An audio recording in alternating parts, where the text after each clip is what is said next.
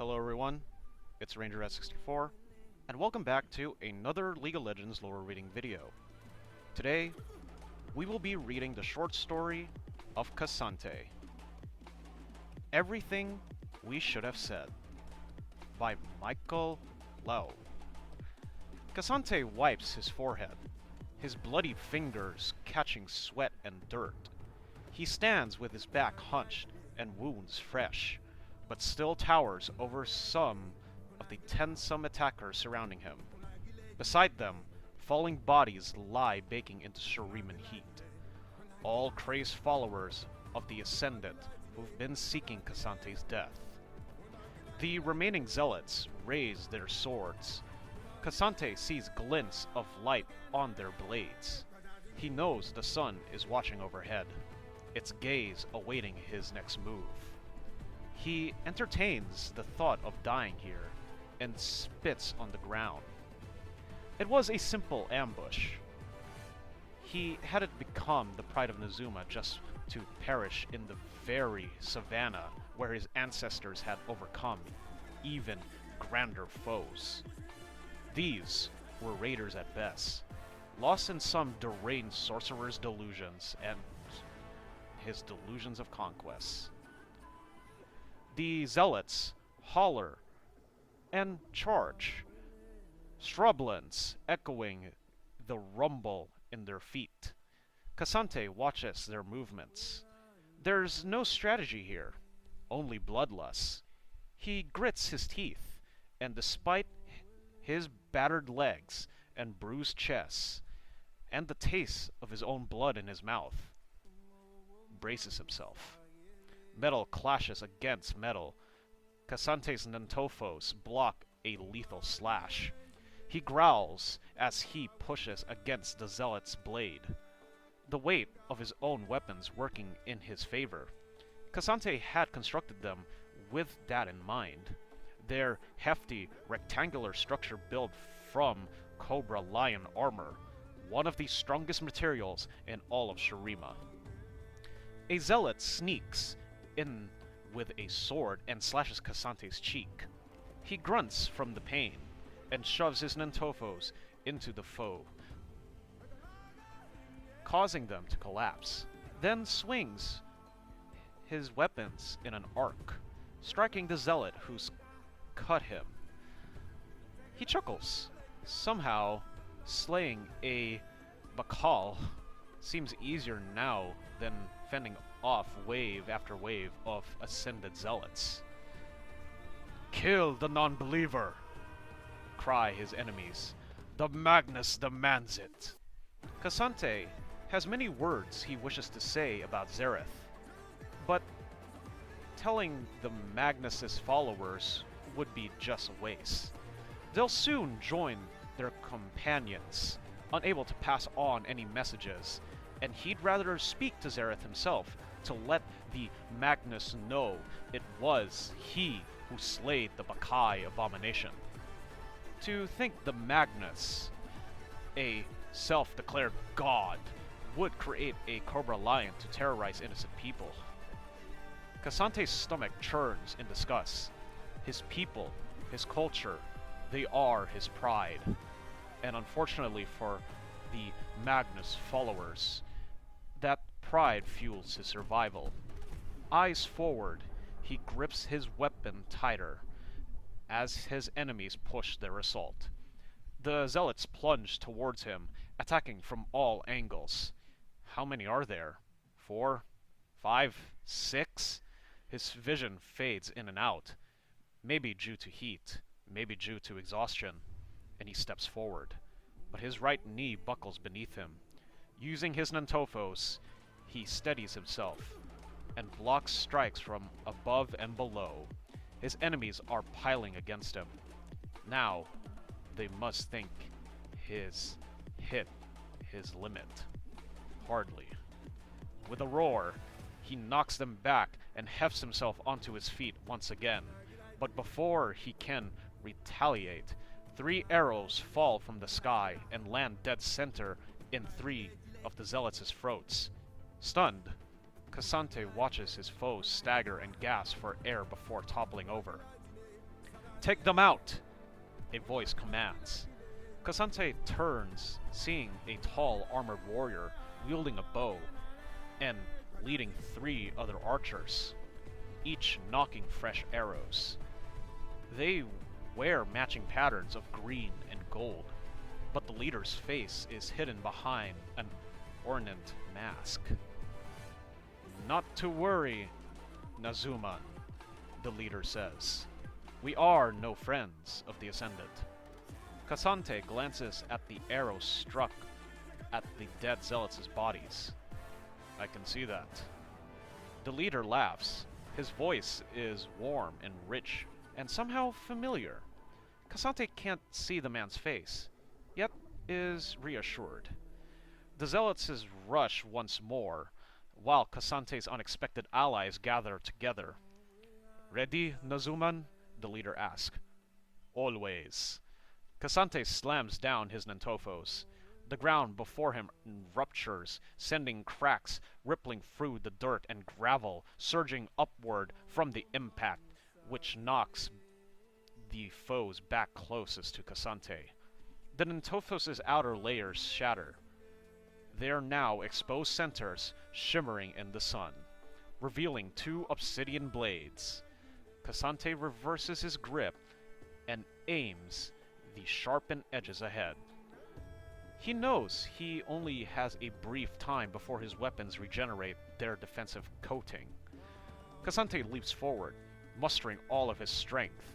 He uses his momentum to spin mid-air, heaving one leg across his front to land a devastating roundhouse kick on 3 of his foes. As they tumbled back, he lands with a thud and slices his Nantofos across their chests, tearing through armor and flesh. The zealots scream. Kasante's allies roar. A hail of arrows fall around him, blocking the zealots who flanked to his side. Take no prisoners, the leader declares. Kasante nods. Red runs down his face. Whether it's his blood or his enemies, he isn't sure. With clenched teeth and furrowed brow, he pushes ahead, thrusting his blades into the hearts of his enemies.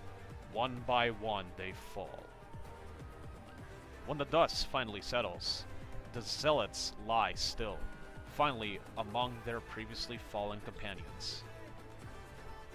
It is over, the leader observes.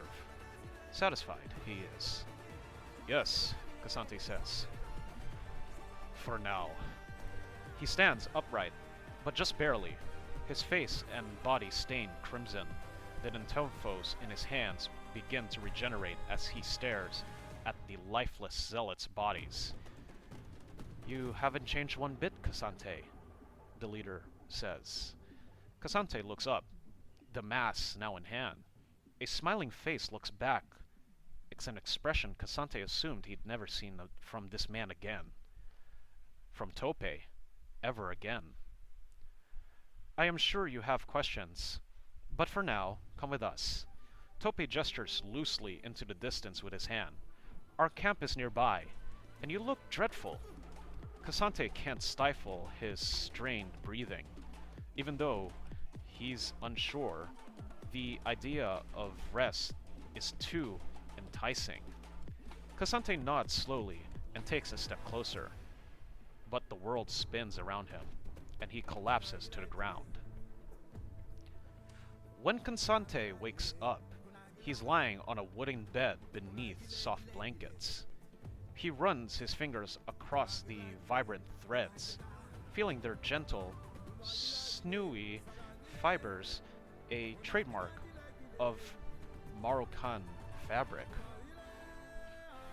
The tent overhead shields him from the sun's heat, but he can still hear the bustling camp outside its walls. Iron being forged, steel being hammered. Sounds that remind him of his own weapons. Kasante quickly scans his surroundings, and to his relief, sees his now fully regenerated Nantofos leaning against the bedpost, polished and clean. He studies the Cobra Lion inlay along their sides. image he carved and painted himself based on some of Topei's old drawings. He wonders if Tope noticed. Would he say something even if he did? What if Tope made the wrong assumption? That was just years ago, after all. Cassante tries to remember. Exactly how long has it been? 2 whole days, a voice says. You were out like a baby armadillo. Dressed in a Maro Markman tunic of greens and golds, Tope stands by the entrance of Cassante's tent. His arms cross. Seeing his grin, Cassante offers a half smile in return.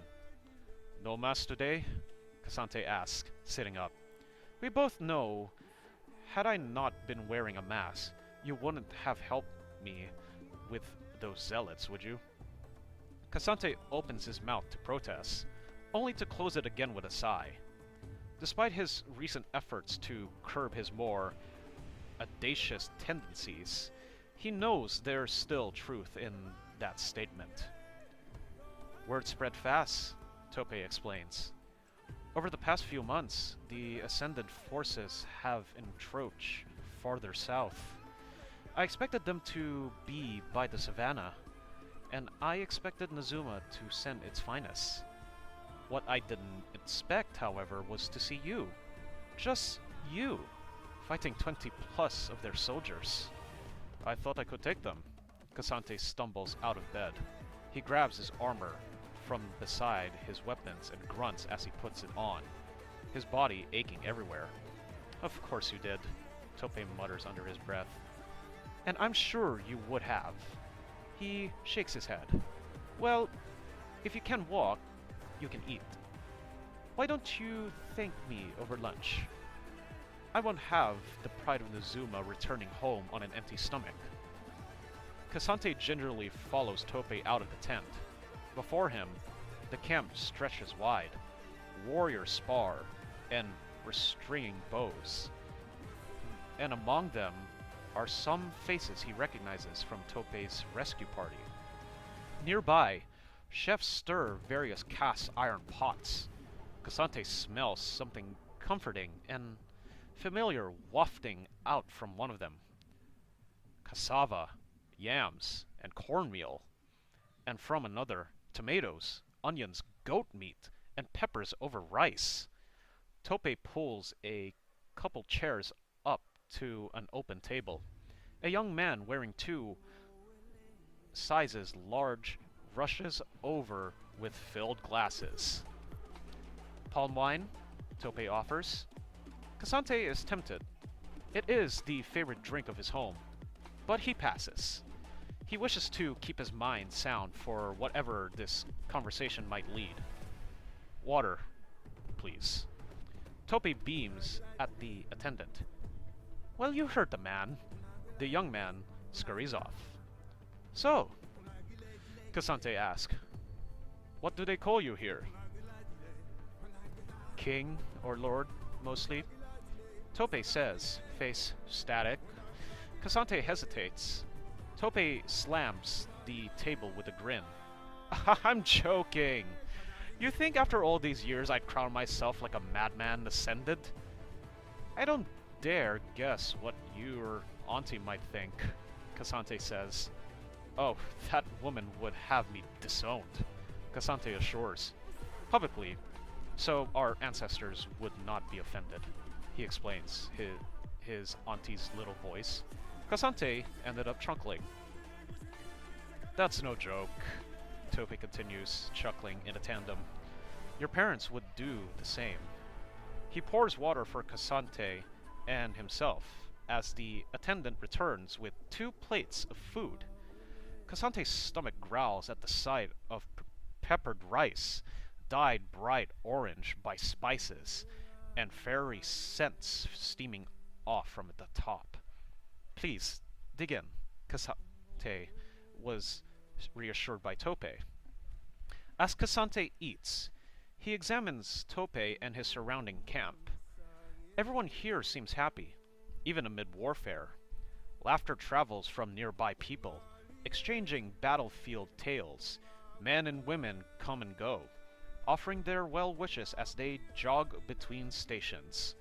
The atmosphere is busy and driven, but whenever Tope asks for more food and drink, it delivered without complaint. Hmm, looks like you've made it, Cassante observes. Tope sips his wine.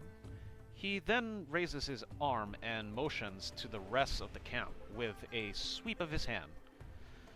Yes, leading my own band of fools. So far, no one's removed me from command. Can you believe it? You're too stubborn for that. Does the cheetah call the leopard spotted? Both men smile. Cassante noticed the roughed edges on Tope's face.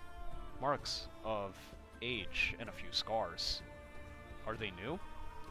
Or were they part of what he failed to notice before? Cassante searches for something. Anger, sadness, pain. His body stiffens with guilt. He continues to eat and glances around the camp, the busy clamor filling the pause in their conversation. Commander, Tope says. That's what they're supposed to call me. I don't like it, so I command them not to. At least you're not the pride of the Marrow-Mark, Cassante says. Ha! That title always fits you better than it did me. Say, I hear there's going to be a celebration in your name. Cassante humbles himself.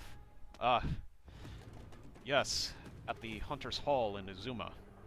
Tope looks impressed. Right where we used to train. That's fantastic.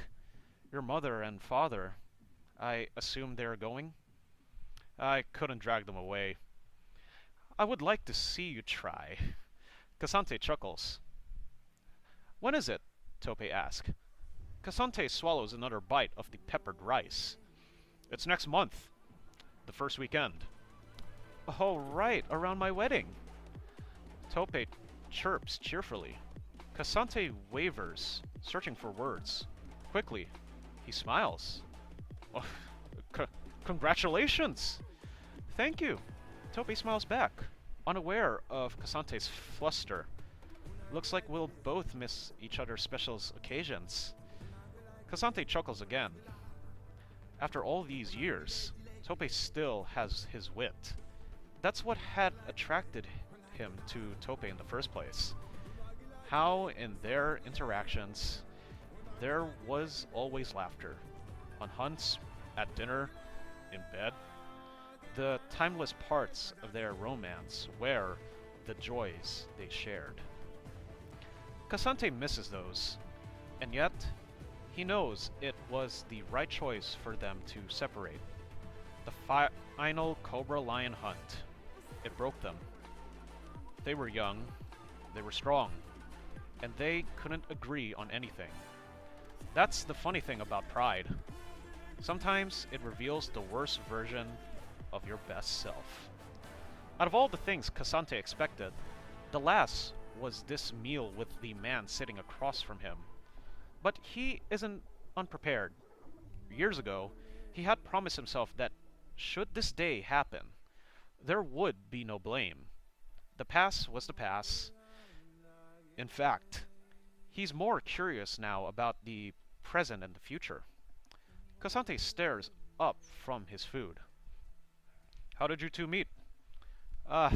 Funny story. I met him at school, Tope responds. School?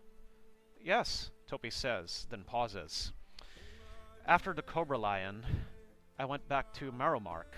Back to school? You know that I always loved studying the intricacies of combat. So, I took a couple of years to learn everything, such as strategies from faraway cultures, Noxus, Demacia, and those called sad warriors in the Freljord. Cassante finds in surprise. And that was enough to convince them to make you commander? He exhales through closed teeth with exaggerated gravity. War really does make people desperate. Tope snickers. Well, I'm glad I've not lost your humor. He leans back in his chair. We've both come far, Cassante, Tope observes. From two young hunters with... what did they used to call us? All talent, no discipline? Cassante nods. Mm-hmm. Now we're some talent with some discipline. Sometimes. Tope laughs out loud and free. Cassante is reminded of the warmth of that booming sound. Tope always made those around him always feel accepted. Cassante sighs, relaxes his shoulders, and for the first time during this meal, he too leans back against his chair. You know, I never thought I got the chance to say this, Tope begins. Probably because I didn't believe it back then, but now, I'll regret it if I don't, so here it goes. Cassante watches Tope pick his nails before he continues. I'm sorry, Tope finally says, sitting up tall. I didn't support you back then. During the Corbelion battle, I mean. At least, I'm... At least not the way you wanted. I hadn't realized what it meant for you to... No. Cassante interjects. He's thought about this conversation many times over.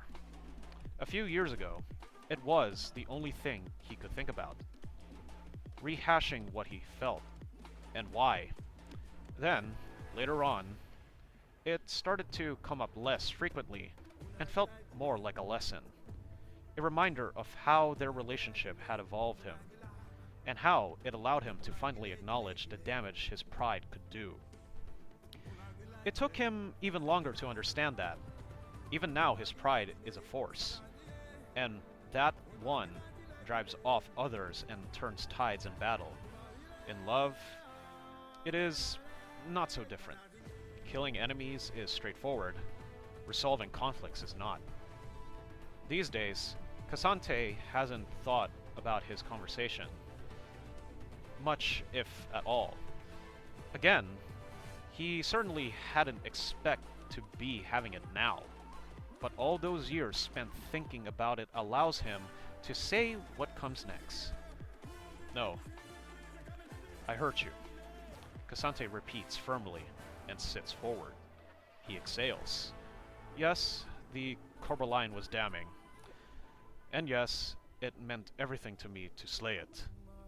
To provide the proof that I could be Nazuma's greatest warrior. But I didn't need to do it in a way that belittled you. In fact, I used your notes. You discovered it. It was Bakai.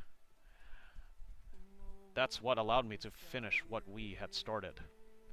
For that, I am grateful. Cassante looks down at their plates, both half eaten, a sign of deep conversation. His eyes rise to meet Tope's. I could have been a better partner to you, too. And for that, I am sorry. I truly am. He senses the cool desert air on his skin as he watches Tope's face soften. The sun must have set. When it dropped from the sky, he can't recall. He takes a breath and smiles. But you should also thank me. Oh? Tope says, amused. He sips his wine as he considers Cassante. And why is that? By doing what I did? It seemed I've helped you in both your career and your love life. Wine spurs from Cassante's nose, and even on Tope's nose. He throws his head back, howling with laughter. It's contagious. The merry sounds of both men intertwine with nearby campfire songs and dance. That pride of yours, Tope says, has never truly gone away, hasn't it? Smiling and sighing. He wipes the droplets of wine off the table. It is your greatest strength. And I, for one, think the Nizumans are lucky to have you.